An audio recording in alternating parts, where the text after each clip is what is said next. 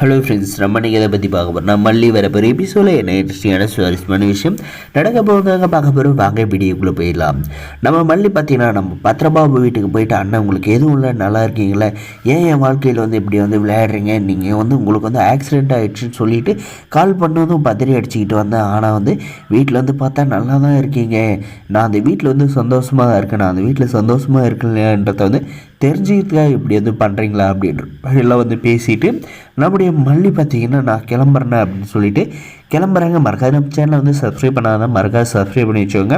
சரிம்மா, இந்த நேரத்தில் நீ எப்படி போவ அப்படின்ட்டு பார்க்கிட்டு ஆட்டோ வெயிட் பண்ண சொல்லியிருக்கேண்ணே, நான் போய் பார்க்குறேன் அப்படின்னு சொல்லிட்டு மல்லி கேட்டுக்கு வெளியே பார்த்தா அந்த ஆட்டோக்கார் அந்த இடத்துல இருக்கிறதுலங்க காசை வாங்கிட்டு எஸ்கேப் ஆகிடுறாங்க.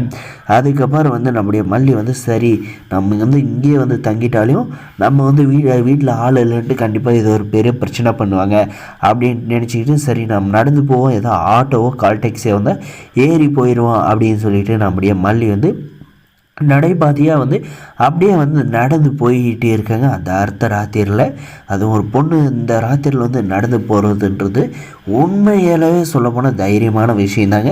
இதுக்கப்புறம் பார்த்திங்கன்னா நம்முடைய மல்லி இப்போ நடந்து போயிட்டு இருக்கிற பாதையில் ஒரு கார் திடீர்னு நிற்கிதுங்க. அது யாருதுன்னு பார்த்தீங்கன்னா நம்முடைய அரவிந்த் தாங்க. நம்முடைய மல்லி ஒரு நிமிஷம் பயந்துட்டாங்க, யாராக இருக்கும், எதுக்காக காரை நிப்பாட்டுறாங்க அப்படின்ட்டு. அதுக்காக அந்த கார்லேருந்து இறங்கி வராருங்க. அப்போ தான் நம்முடைய அரவிந்துன்னு தெரிஞ்சு மல்லி ஒரு பெரும் மூச்சியை விடுறாங்க.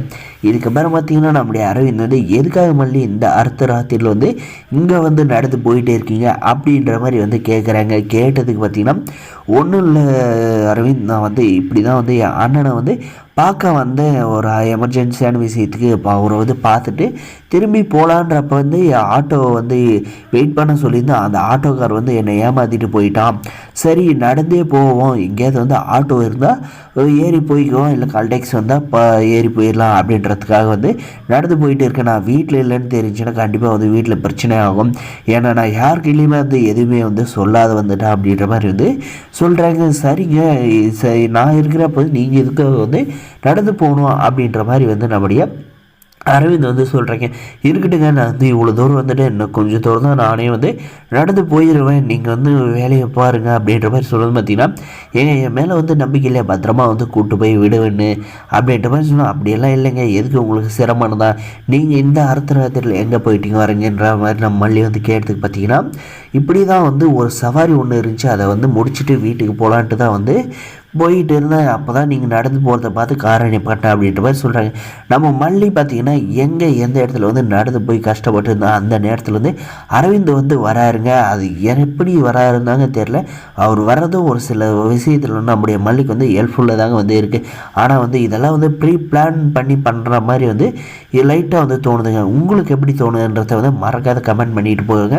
இதுக்கப்புறம் நம்முடைய மல்லி வீட்டுக்கு போயிட்ட அப்புறம் அந்த ராஜேஸ்வரியும் ரஞ்சிதா என்னென்ன பிரச்சனை பண்ண போகிறாங்க அப்படின்றதாங்க இன்ட்ரெஸ்டிங்காகவும் சுவாரஸ்யமாக இருக்க போகுது. இதை நம்ம மல்லி எப்படி சமாளிக்க போகிறாங்க, நம்முடைய விஜய்கிட்ட எப்படி இந்த விஷயத்துக்கெல்லாம் ஃபேஸ் பண்ண போகிறாங்கன்றது இருக்க போது. மறக்காது சப்ஸ்கிரைப் பண்ணி வச்சுங்க. முடிஞ்ச வரைக்கும் ஸ்கிப் பண்ணாத பாருங்கள். நம்ம சேனலை மறக்காது சப்ஸ்கிரைப் பண்ணலாம், மறக்காது சப்ஸ்கிரைப் பண்ணி வச்சுக்கோங்க. தேங்க்ஸ் ஃபார் வாட்சிங் கைஸ்.